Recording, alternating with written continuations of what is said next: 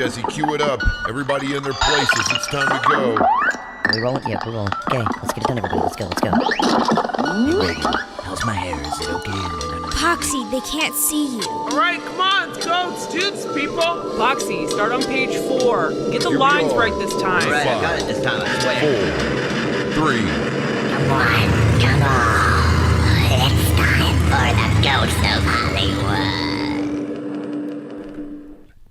Well, hello, wall crawlers. You were listening to The Ghost of Hollywood. I'm Poxy Leonard here with Miss Ragan, and tonight we have actor and director Tate Donovan in the house to discuss his recent role on Dexter Fletcher's Ghosted, alongside Chris Evans and Ana de Armas. And as a veteran actor in Hollywood, Tate is well known for his work in both film and television, beginning his acting career as a teenager in the 1980s, and more recently performing in movies such as Argo, Manchester by the Sea, Wild About Harry, Worth, The Nomads, and Rocket Man. And if you're my age, you may remember him from Love Potion number 9 as Jimmy Cooper on the OC, or Hercules in the Disney animated film. Your age? Yeah, you know, like post-cell phone pretext. Broadcast television was still the threat network portrayed it to be. You know what I mean?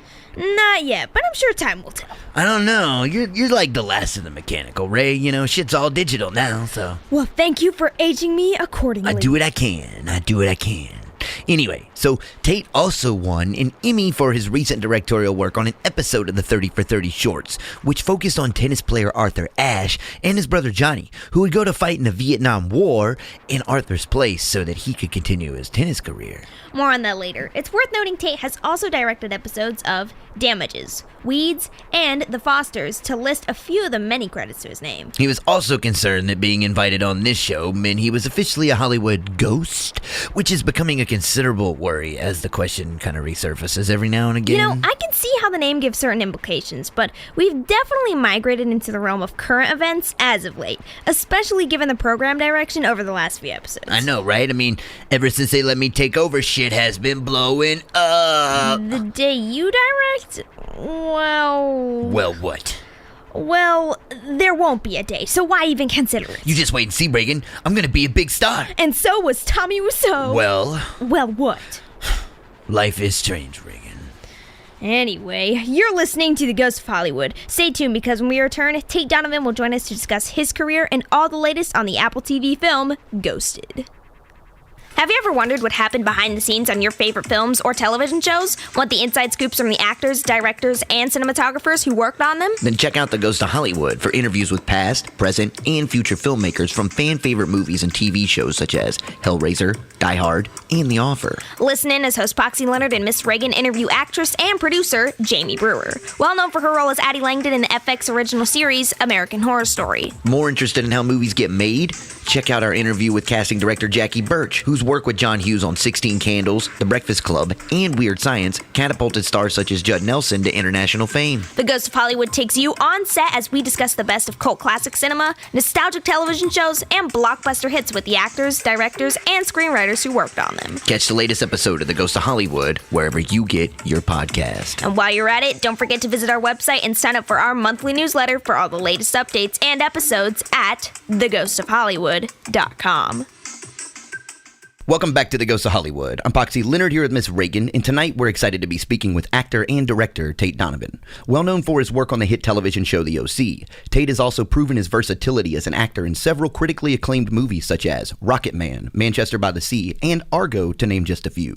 Beginning his career in the early 80s, Tate has amassed a lengthy acting resume while still finding time to direct shows such as Weeds, Nip Tuck, Gossip Girl, and Glee, gaining his first directing credit on Episode 8, Season 3 of The OC. Most recently, you can see him in the Apple TV original film Ghosted, acting alongside Chris Evans and Ana de Armas. All of that said, Tate, thank you for joining us on the show this evening. How are you? I'm psyched. I'm psyched to be here, man. Oh, yeah, we're excited to have you. Thanks for Amongst the ghosts of Hollywood. Nice. Well, to work for, since you've got Ghosted coming out, hopefully we can. The irony works pretty well. Perfect. Yeah, Ghosted, yeah. Yeah, nice. All right. So. Nice segue, bro. All yeah. right. So instead of asking people how you are, I'm going to say, how did I do introducing you? That's going to be my intro. I thought it was wonderful. I've forgotten the episode number that I directed at the OC, and yeah. I'm always curious what people latch on to, you're a fan of the OC. Like there's like so many, like I've been around for so ridiculously long, thank God. Like people who are like into Damage, like, I can always tell like sort of how old somebody is, or like what they're into by the shows that, like they gravitate towards. All right, now that makes sense. So I started Jimmy Cooper was my introduction to you with the OC. When it originally aired, I was like 10 years old, lived in the country. We had like 4 channels. Fox was one of them. And you waited like every week to be able to get the new episode coming out. So did you watch with your parents, or were no? You I watched it alone. My mom was like a bartender and worked late nights, and we got stuck out in the country. So like we interviewed Al Jean recently, and I said the same thing to him about The Simpsons. So like I probably watched those shows. Like 24 was another one at the time I remember watching. That was coming out back to back weekly at that point. Yeah, that was a big show on Fox for sure. Yeah, that was me. But you started back like. I'm a Jerry Schatzberg fan, like Panic in Needle Park, great movie, one of my favorite movies. And you did another one following up with he did Scarecrow, and then he followed up and did one. Was I? Yeah, it was what is it? Oh, No Small Affair. Yeah, No Small Affair. Yeah. Oh wow, I didn't know that he directed Panic in Needle Park. Jeez, I would have paid more attention. But that was my very first role. That's where I got into the Union. I got Taft-Hartley. And that was crazy. I didn't know that he directed that movie. Jeez, should have done my homework. Well, back then, it was still ongoing. Yeah. Now it's we're looking at it in post like legend. We're like, wow, Yeah. Anyway.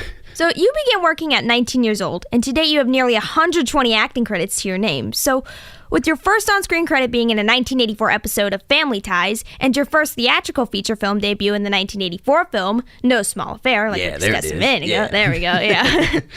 So, do you recall your reaction when finding out that you were cast for both of these parts? And did you think it would be the beginning of such a prolific career? Well, I was hoping it would be the beginning of a prolific career. I mean, it's certainly been an adventure, of great ups and great downs, and it's really. I just feel very lucky that I'm still in the game. I mean, it's crazy how.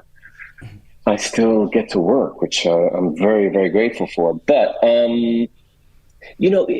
basically it's a kind of, if you said to me that it's the same thing over and over and over again. So when you're an actor, whether you're starting out, whether it's your first role or it's, something you've been doing 40 years later, you really, you read the script, you prepare the audition, and you're so psyched, you really want to do it, and mostly you get shut down, right? I mean, 90% of auditions, they're just like, thank you, goodbye.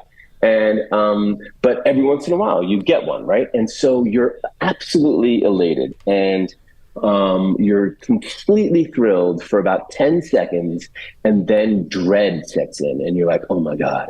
I don't, how am I going to do this role? I have no idea what to do. And so you work on it to, sort of, set your fears aside. And then you get on set and, you're working with all these great actors and these cool filmmakers, and the crew is real fun. And it's, most sets are really wonderful places to go. And, you drive up on the lot or whatever, you go to this cool location. It's awesome and heady and fun. But there's always something in the shooting of it that throws you off. And you're like, oh my God, what am I going to do? There's just whatever. It could be a camera move. It could be an actor.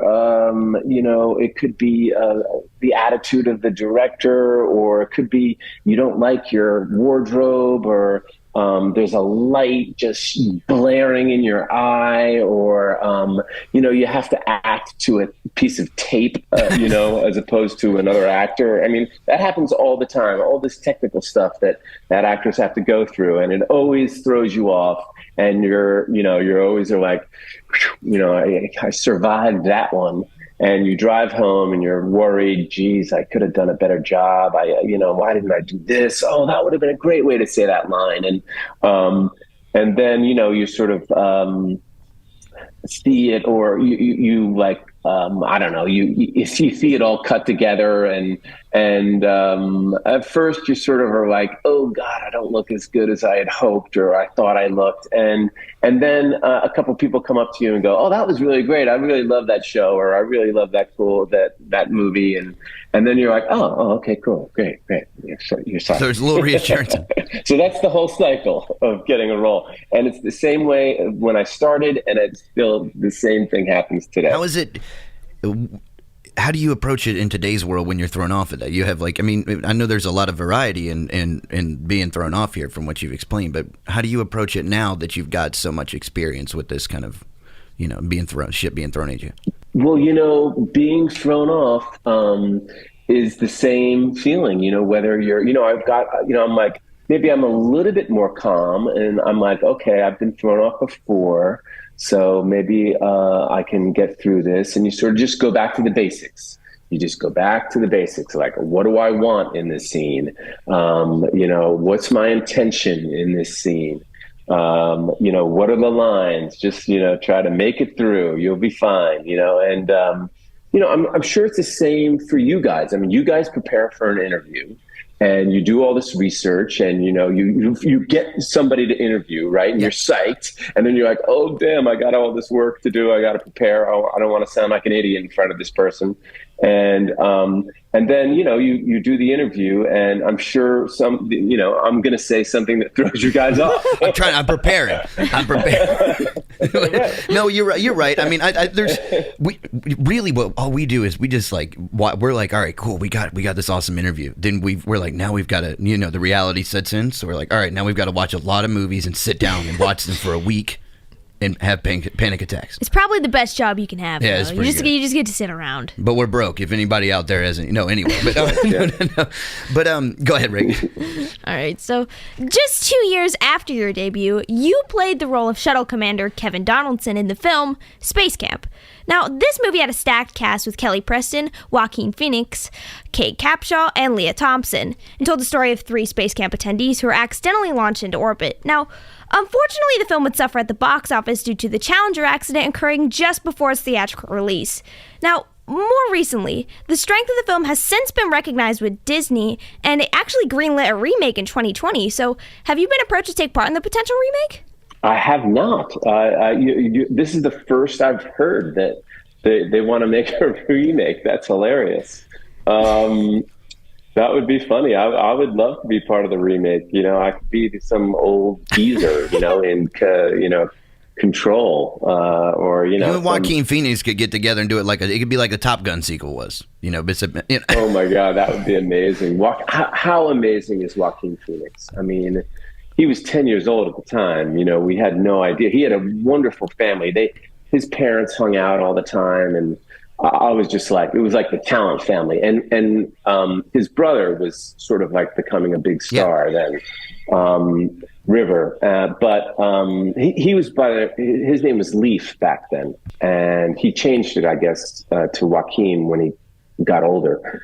But he was just a great kid, and his family was really cool, and but little did I know that he's grown up to be one of the greatest actors alive. I mean, that kid he's just staggering. I love his work. I've never seen him in a role that young. I was intrigued when we first started watching the movie at how young he was. And he's 10. But just because he has such a significant role in the film. And then there's that great scene when you have to go in and you're like, you kind of have to big brother him, and you're like, look, we can't. I got to get away from you now. It's pretty melodramatic. Yeah, I know. It's terrible. I feel so bad about that scene because the director was like, listen, we got to get Leaf to cry. You have to yell at him. We have to get tears out of this kid. So, let him have it, okay? Really lay into him. And, I didn't really want to do the scene that way. I was like, well, but it was like my first film, and I was like, so I came in and I just blistered that poor kid. And I'm just, to this day, I feel I would love to run into him and ask him, forgiveness, While you were working on both television shows and feature films, you performed quite a bit in theater and on and off Broadway. So a notable performance came when you appeared with Dame Judi Dench in the play Amy's View. What memories of this time on stage stand out when you look back on them? Oh, wow. I'm so glad that you you brought that up. Well, that was one of the great experiences of my career. That was just, to be on a Broadway show is just the height for actors. I mean, listen, it's great to work in television and film, but it's really the director's medium. But doing a play is really the actor's medium. And to be on stage with Dame Judi Dench, she had just won the Oscar.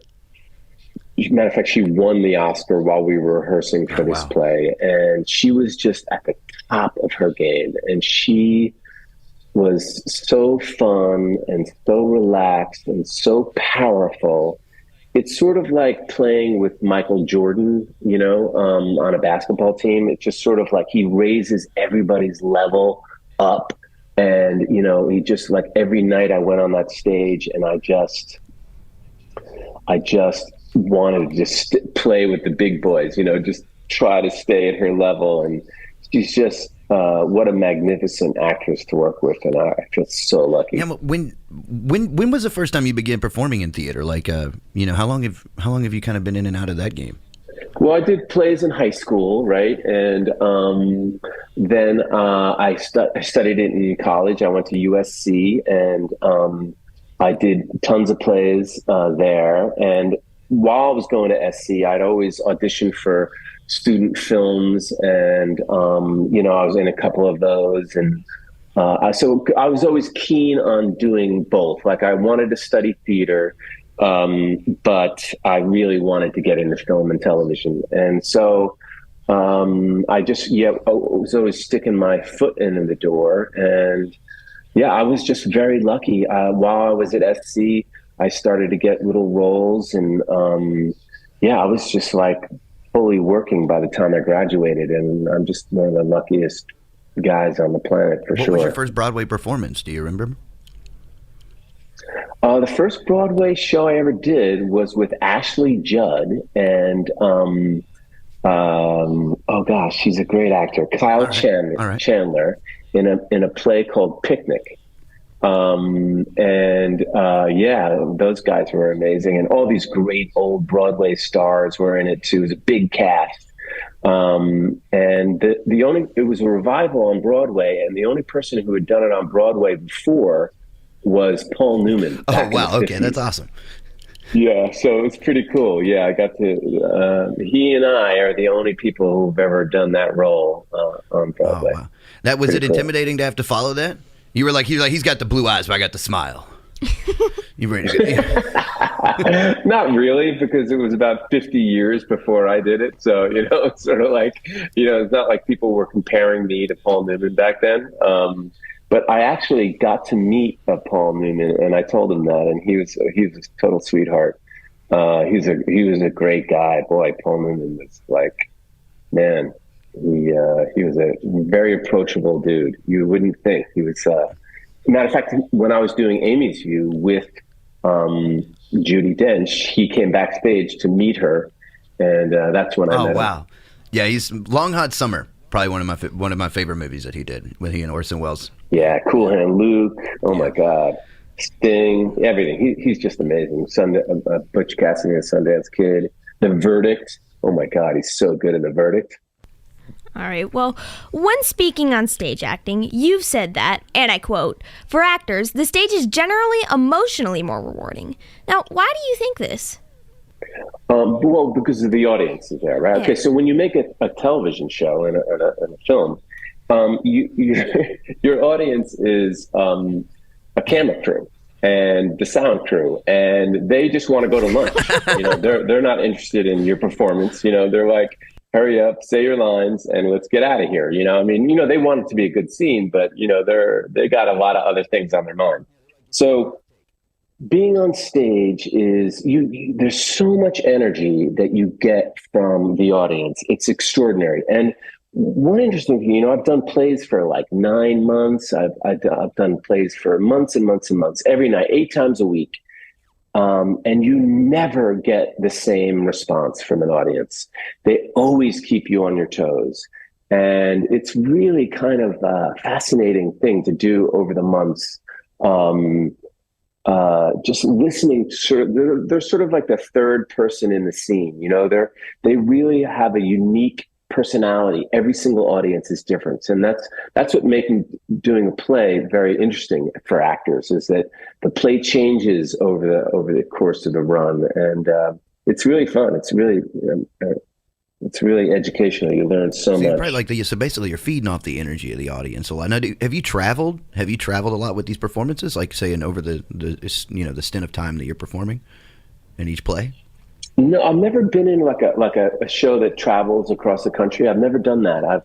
I've just done theater mostly in New York City and a little bit in Los Angeles and other places, but basically, yeah, it's been New York City. So you got to come to me if I'm going to be on stage. All right, sounds good. Now, that makes sense. You know where to find him. Now, so let's talk voice acting for a minute, because you had a very modest introduction into voice acting, of course. I'm just kidding. So you were famously cast, to voice the character of Hercules in the 1997 Disney animated film. Now, I'm correct. This was your first voice acting credit, right? All right. Yeah, so totally. How does this all come about? I mean, I know you've discussed this extensively in the past, but what more specifically, so that we're not, kind of being redundant with you, what about this experience that you take away from working as a voice actor, and what led to the recurring performances as the character of Hercules following the movie? Because you did come back to this character a few times. Yeah, well, I mean, it was so. First of all, when you do a voice for Disney, you're dealing with people that are so excellent at their job. And they've been doing it for 25 years, like the directors, the animators, the recording guys, they know their business so well. A lot of times when you shoot a film, like the crew is like young and they're just out of film school, or, sometimes you run into a veteran, but, usually it's a lot of young people and they're sort of like learning their craft with you. But when you work with Disney animated features, it's like these are old, serious pros. And so it was really kind of like really fun, and I felt very like supported, and they just sort of like got a kick out of whatever I was doing. And it was sort of a brave new world, and we didn't know what it was going to look like. They record all the voices like years before they end up the film. So when we went to the premiere, I hadn't seen any of the animation. It was like all new to me. So it was like, wow, what they did with my voice is Did they have you do any reactions or have people sketch off your reactions at all? I know that Disney had done that with older stuff, like with Bobby Driscoll and Peter Pan and things of that nature. Did you have to do anything like that, or did they completely animate it based off of how you vocalized it? No, well, they videotape all of the sessions. So the animators look at your lips and your facial expressions and how your eyes widening and closing, and how you move your head and your hands. And so they can choose, pick and choose the takes and what they like and what they don't like. So they do that. And basically they sort of talk you through the scene. There's a script, and then they, they're like, okay, so we're in a river now and you're fighting the Cyclops. And, so we need some sort of water sounds. And, like I'd have a glass of water and I'd be like, like drink it and like try to choke up, like that kind of stuff. And, and, like effort sounds, you're sort of lifting things, like just trying to use your voice to create a world, which is, thank God I had gone to theater school, because theater school really teaches you how to use your voice. And as the years go by, learning how to use your voice has become more and more important. How long did you have to work on the show? Because I know you recorded most of it by yourself. That was done in isolation, which was different than when you worked on, what was it, a television show? But with this, how long did you actually have to work on the movie? It took 3 years. Yeah, like every once in a while, like every 5 months, they'd call me in, and I'd work for a couple hours, and then, I'd go away and sort of forget about it. And then they'd call me in, and I'm like, oh, okay, great. Yeah. I mean, it's a great gig. It's such a great thing to be a part of. And, it was fun. It was really fun. You haven't done much other voice acting outside of this, so have you? I'd read maybe you've done a thing or two other than this, but That was kind of the extent of it. Yeah, I know. Trust me, I want to, and I've auditioned for a bunch, but I haven't really gotten a lot of stuff. There was a period of time I went in and had like a general meeting with Disney, and they were just like, "You're Hercules, man. Forget about it." So you got typecast verbally. I've done, the best I've done is like do car commercials and voices for banks. Like doing TV ads, which is very lucrative, but certainly not as fun or rewarding as Disney. They haven't come in. They're not like, you don't do the car commercials. They're like, all right, do the Hercules voice. Like, no, I'm not doing that. No, they don't often want Hercules all right, for that's good. A sedan. Yeah, it makes sense. Well, when speaking on voice acting, you often have to record alone. Do you have to take a certain approach when you do this? Well, yeah, it's hard. You basically you just do it a million different ways, and you sort of leave it up to the editor, and you'll say a line, and you'll read the whole scene through, and then you'll say a line 3 or 4 times, and the director will come in and they're like, "Hey, so you're in a beautiful garden with your girlfriend, so." Try to take in how beautiful it is. And they'll like give you a note like that. And then you're like, oh, okay. And you sort of see how that affects your voice, and, you might be a little slower, or you might look up and, and then the animator will be like, oh, we'll put a butterfly up there. And, it's really a creative thing. And they sort of bounce off of you and give you ideas. And then that gives them ideas. And, it's kind of a very fun, creative space they create. All right, well, switching gears to the OC, you had an iconic role in this show where you played Jimmy Cooper. In 2005, while acting on the show, you made your directorial debut when you shot episode 8 in season 3. Can you tell us how you found yourself in the director's chair? And was this something you always had an interest in?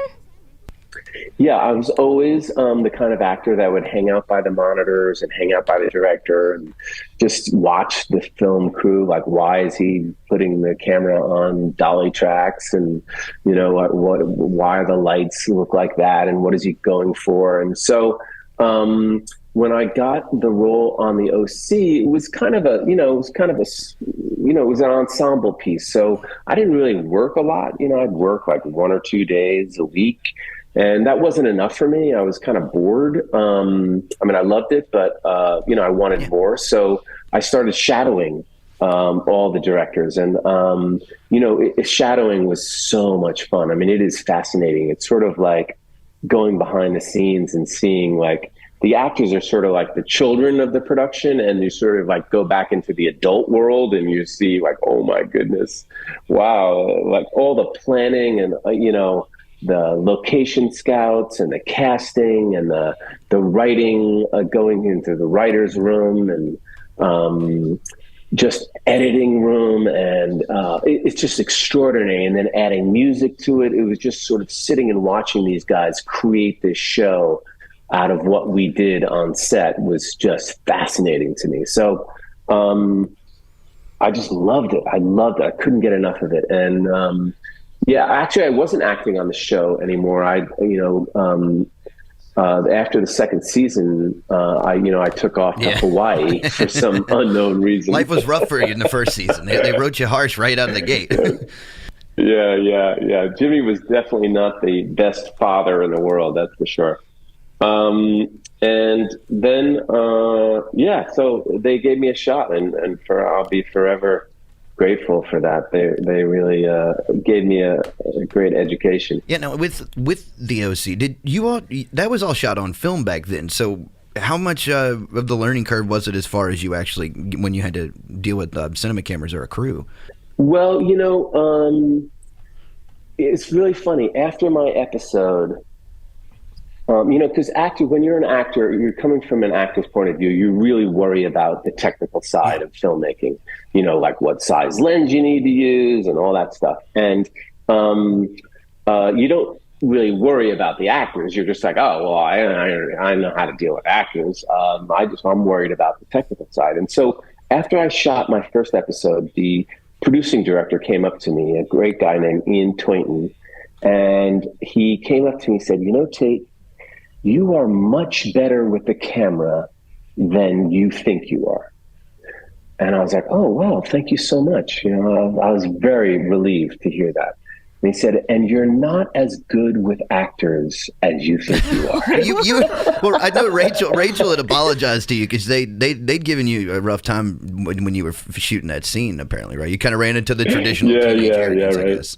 Yeah. Well, you know, it's been great going back and seeing that episode that I first directed with those guys, because what I see is a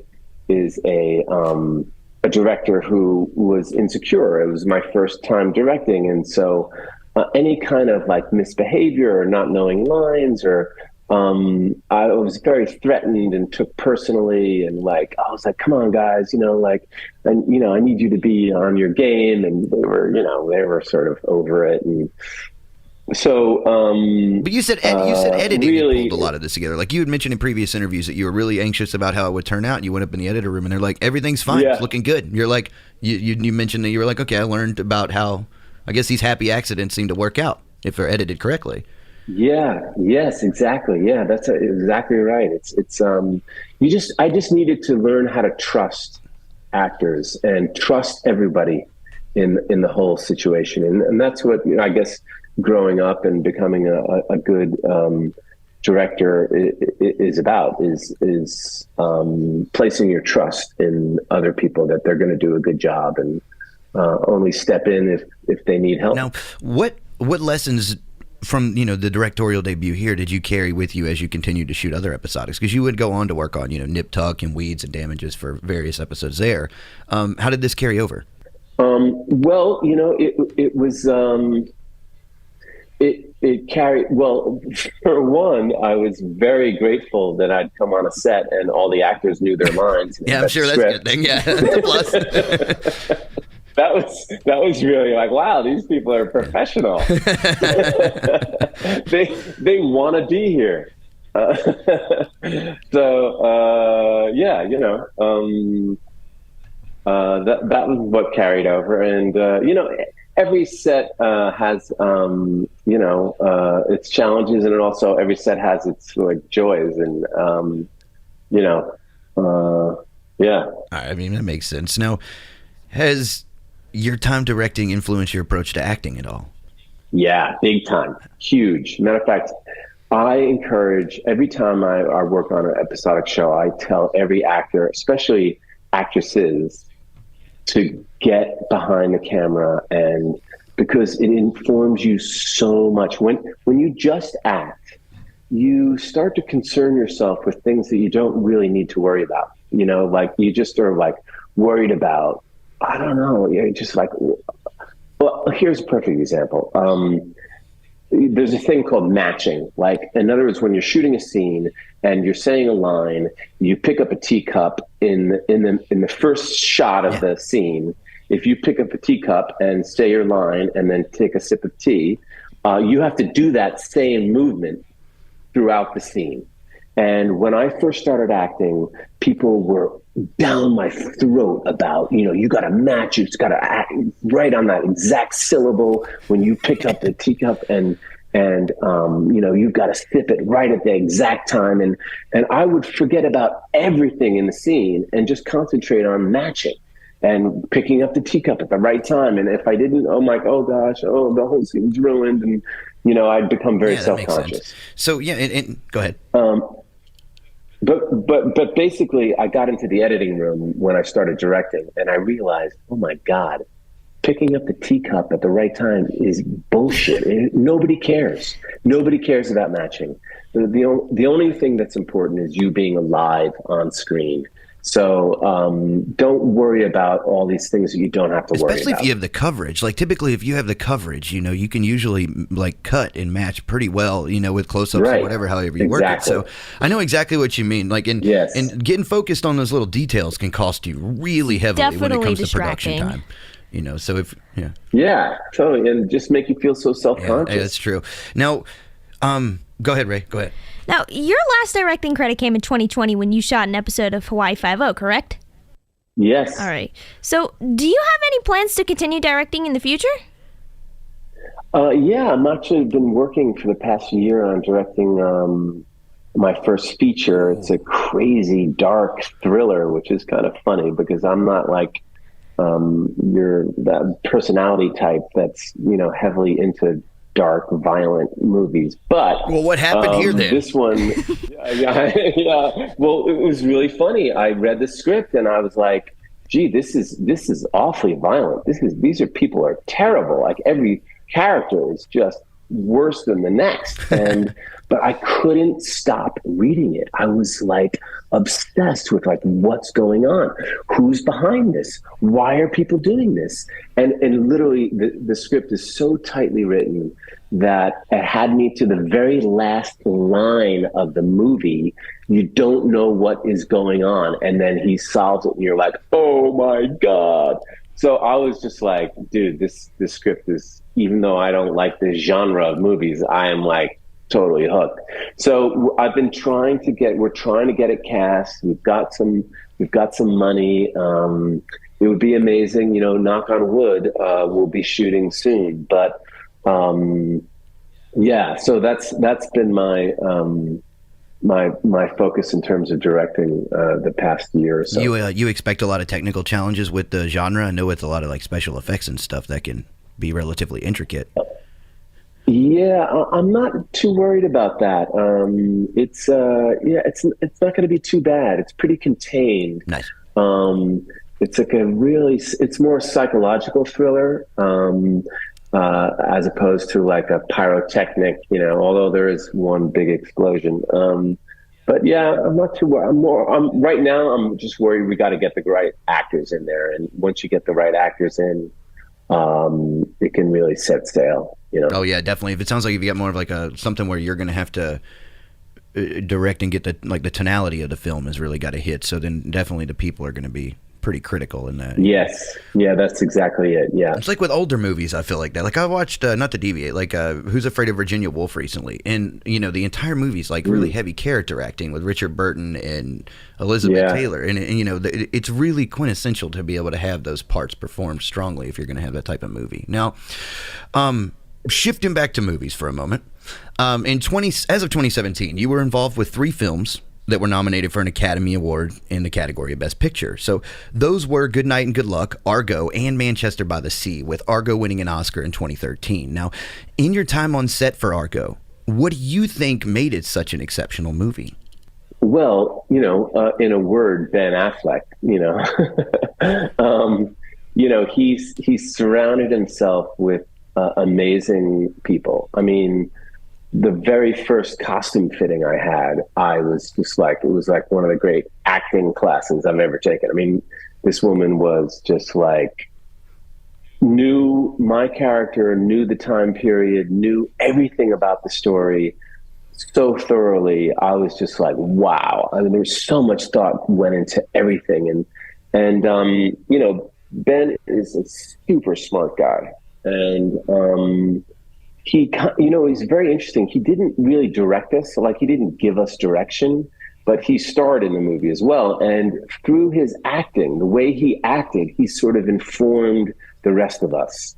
We were sort of like, we watched him and reacted to him, and it sort of gave us the tone in a very unspoken way of the film. And it was really it's an amazing experience to work on that film. Now, with how was it working with his brother when you worked on Manchester by the Sea? Oh, it was great. I mean, Casey's such a great actor. I'd seen him, in Ben's films, but also on stage, and we sort of knew each other a little bit through Kenny Lonergan. And I mean, Casey is just like, he's just such a great actor. I mean, and that role, I'd read a couple of versions of that script, and it's just a work of art. Like it's a piece of literature, that script. I mean, even if anyone hadn't even seen that film, it could have been like one of the great novels of all time. I mean, Kenny is just a brilliant writer, and he won the Academy Award for that script, and totally deservedly. It was a great story. Now with Argo, how is it when you were having to act as a film crew? As you get where it's hard to almost. Acting How the as hell you do I are even a film articulate crew. that question? Yeah. Acting as if you are a film crew when you are a film crew. My one trivial question to follow that too is: Did Ben have you do the push-ups when you guys were in Hot and Out, like when you're in front of the TV, or was he like, you all need to look busy and you're like, I'm gonna do some push-ups? I've forgotten. Actually, I think it's in the script. But a lot of that was gotten from the real people. Because I spoke to the guy I played, Anders, and a lot of it was, their innocent, it's sort of like their cliche idea of what a film, like the ascot, like he didn't know what film directors were and how they did it. They're, like the word he used was artsy fartsy, like he's like, yeah, so I pretended to be like an artsy fartsy guy. And he gave me the idea to put an ascot on and, like dress kind of pretentiously or arty, back in the 70s, that's what, artists looked like. And so we got a lot of our ideas about our characters from talking to the real people who were still alive and still around. And they're really inspirational because every single one of them went back into foreign service. They were held captive and they risked their lives. And they didn't think twice about going back into the foreign service and representing America. I mean, it really is, the best of American, government are those people who work in the embassies and stuff like that throughout the world. Well, I think that's what makes a movie so good. It's got incredible depth and it's unique. You cover a variety of American culture there, a lot. Everything from, the uniqueness of the film industry to the uniqueness of the situation and then, of course, the reality and the historical aspects of it. So it was definitely really well put together. Yeah, it was fun. I mean, Alan Arkin, how great is he? Yeah. He's like one of the greatest actors alive, what is that guy. That scene where and then they're talking about, and he gives a line about Marx, and then he looks back and he says, Groucho said that? No, I died. I was like... Well, moving on to your work in the 2019 Elton John biopic, Rocket Man, you played Doug Weston, the owner of the Troubadour in Los Angeles, where Elton John first made a name for himself. Now, in being cast for the film, you saw that there really wasn't much on the script in terms of the Doug Weston character, and actually improvised most of your role in the film. Now, was this a nerve-wracking experience, or do you think the creative freedom you had gave you an outlet to really bring this character to life? Well, yeah, it was a very, very fun, creative experience because of the director, Dexter Fletcher, who, when he sent me the script, he's like, listen, there isn't a lot on the page. And I think a lot of actors turned it down. I know of 2 or 3 actors that he went to first, and there was like 2 lines, in the whole thing. But he was like, listen, we're going to go have fun. And I sort of did some research on Doug and that gave me some ideas. And, he had some, he spoke to Elton John and Bernie Taupin about what was Doug Weston like. And they had very, very opposite views and different interpretations of him. So that was kind of fun to play both of them. It was a great experience. It was really, really fun.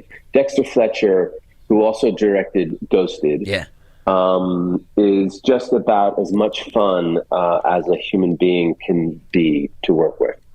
Yeah, that's what I would say. Given that you've worked previously with Dexter, on Rocket Man, how was your most recent experience, shooting with him on a rom-com action adventure like Ghosted? It was just as fun, just as great. He's very encouraging of everybody, and nobody's having a better time than him. And he just is an infectiously fun person and makes everyone feel safe and they can try things. And he just creates a great atmosphere. So yeah, it was so much fun. Was the hair real or was it a wig? I had to ask. I was really waiting. Funny. A couple people have asked me that. Yeah, it's real. Come on, man. Dope. That's awesome. I love it.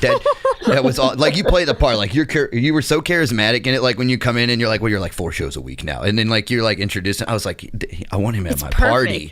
Yeah. Like, you're talking about Rocket Man. Yeah, in Rocket Man. Yeah. Oh, I didn't mean to go back to Ghosted. Sorry, I didn't mean to jump off. But yeah, in Rocket Man. Sorry, in Rocket Man. Yeah. Rocket Man. I forgot you grew hair for Ghosted total too. Wig. Yeah, no, listen, no, yeah. The Ghosted is my real hair, but Rocket Man is a total wig, and man, I loved it. Like you said, like there wasn't much on the page.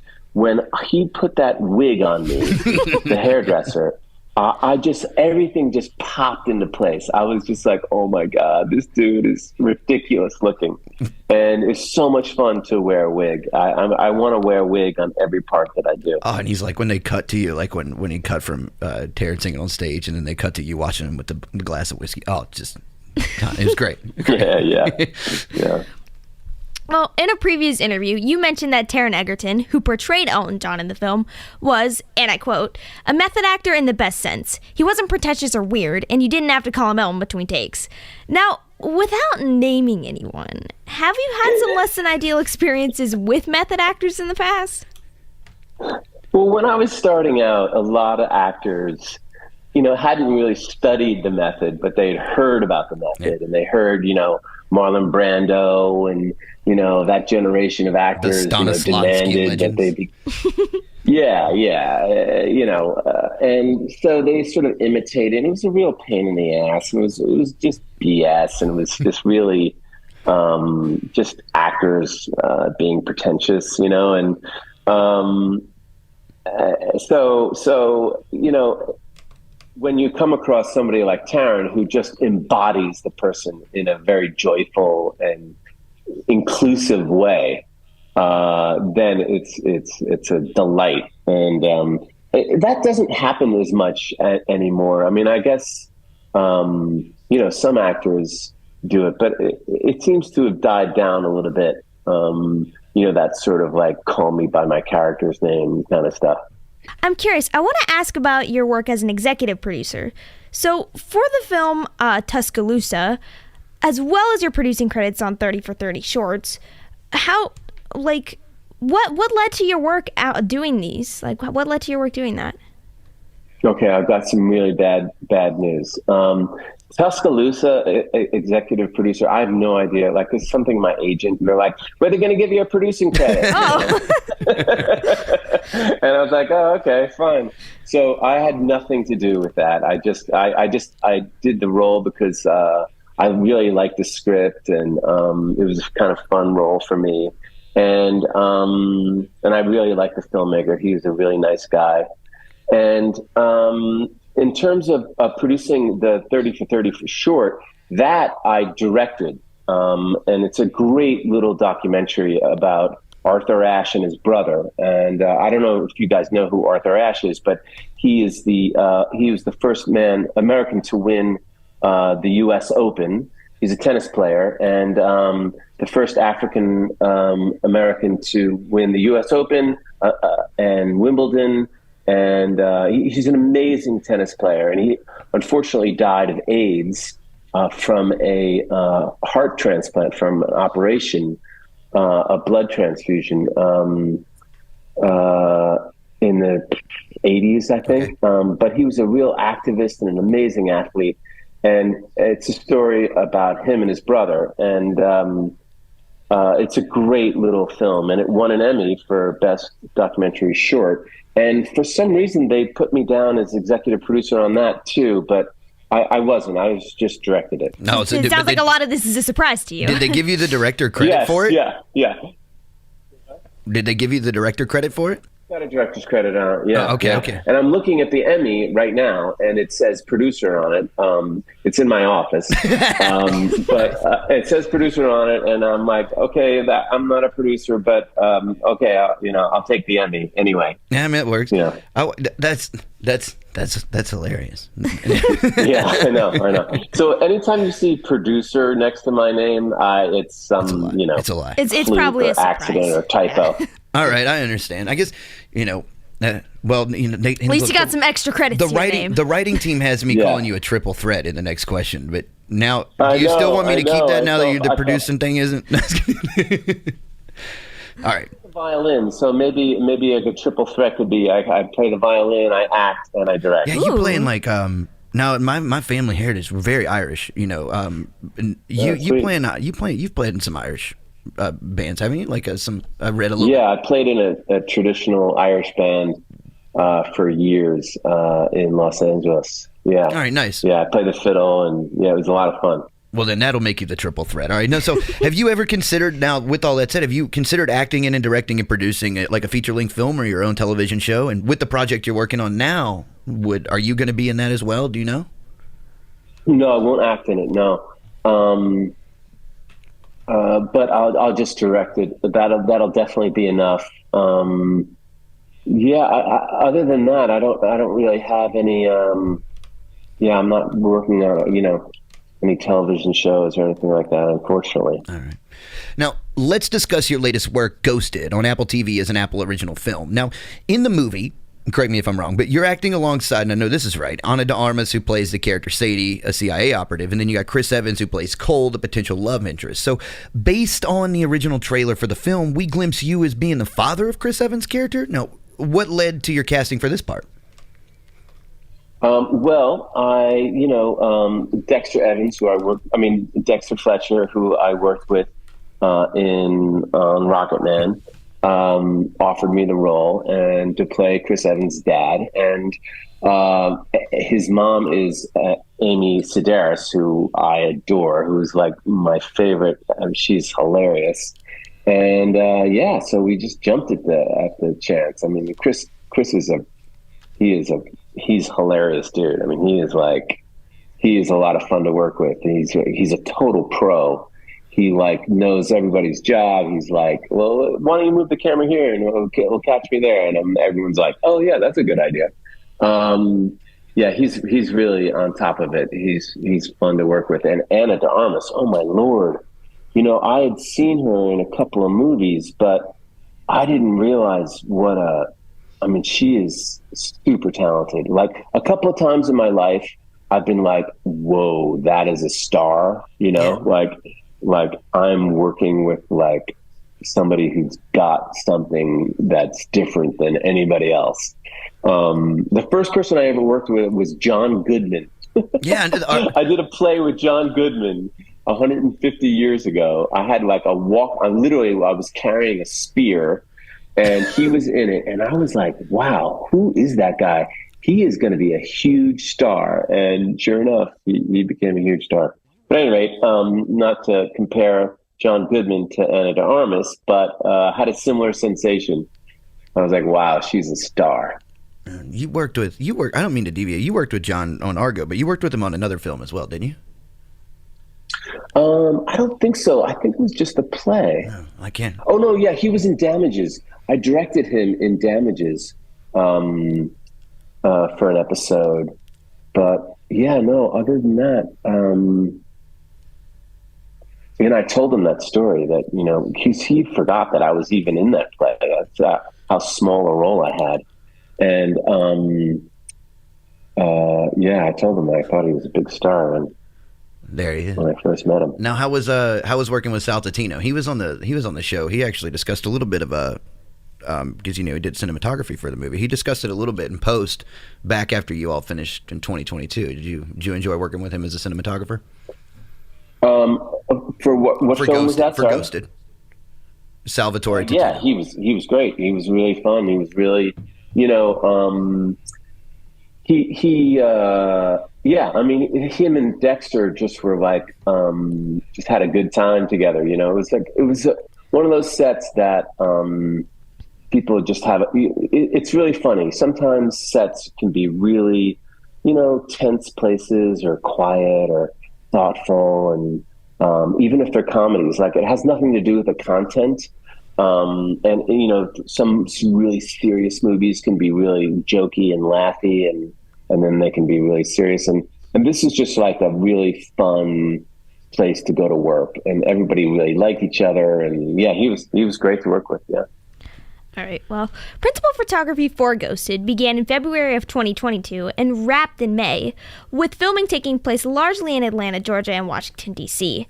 Now, it's been reported that you were cast for your role around March. So, how intensive was your shooting schedule? Now, you mentioned everybody on set everybody was really kind. That's great, but was this a very intensive shooting schedule you had? No. It was very easy and very quick, and we went down for rehearsal, and that was really fun. Dexter had this great thing that we all had to write our biographies and read them in front of the rest of the cast. All right. So we read through the script, and then we read our biographies, and it was hilarious. It was so much fun. It was really good. Adrian Brody, I mean, my God, that guy is brilliant. And he wrote a biography for his character, and he plays the bad guy, you know? And he wrote a biography that could be like a short story written by a psychopath. It was fantastic. It was brilliant. I was like totally impressed. Nice. Now, all right, Tate, I know you're busy. We're going to let you go. I wanted to ask right before you go, we'll leave you with one of those open-ended very open-ended pretentious questions. So, yes. As an actor and director, where do you put the most value in learning your crafts, especially, since you've had such an extensive career?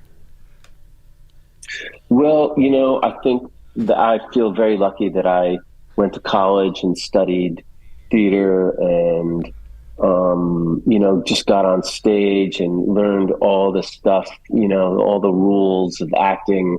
And then I could sort of let them go and drop them. And I think it's given me longevity to my career. In other words, I'm not hooked into a lot of bad habits that, can maybe make you, famous or get you some work in the beginning, but eventually they sort of dry up on you. So I was lucky that I got some really extensive training as a young actor, and then the process of sort of unlearning the rules has been the story of my career. You sort of learn the rules and then you have to break them. All right. So I guess that's it in summary. All right. Well, Tate, thank you so much for joining us. We appreciate you taking the time to come on the show. We wish you the best of luck with the release of Ghosted and with the new project that you're working on. We hope to see that turns out well and follow up with you at that time if we are able. But regardless, thank you for making the time with us. All right, see you guys. It was a lot of fun. All right, well, there you have it, wall crawlers. You're listening to The Ghost of Hollywood. I'm Poxy Leonard with Miss Ragan, and that has been Tate. This has been, and we're with Tate Donovan.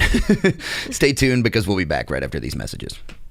Want to be in the know for all things Ghost of Hollywood?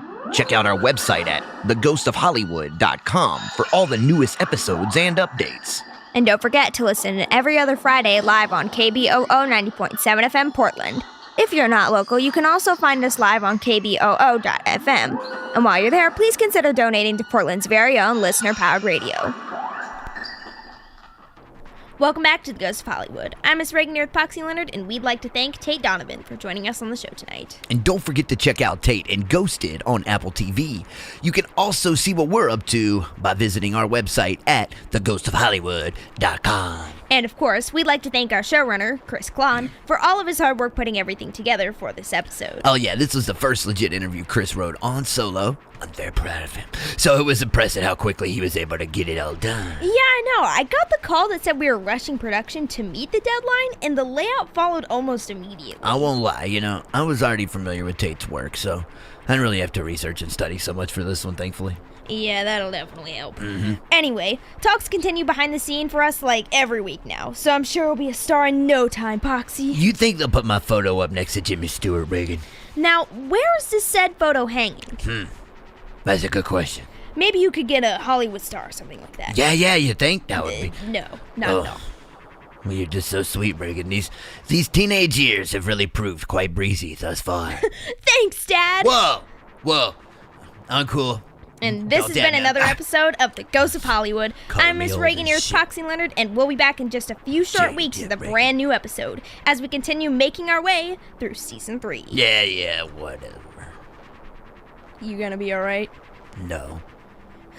You hurt my feelings. Until next time, everybody. Good morning and good night. You have been listening to another episode of The Ghost of Hollywood. The Ghost of Hollywood is directed by Zach Flannery. The show is authored by Chris Klon and Zach Flannery. Composition samples and score by Jesse Garcia in Pineapple Nightmare. Production management by Mary Flannery at the Electric Garden Company. And mastering by Grady Sizemore and Microphonic Meltdown in Portland, Oregon. For more information on The Ghost of Hollywood, please visit the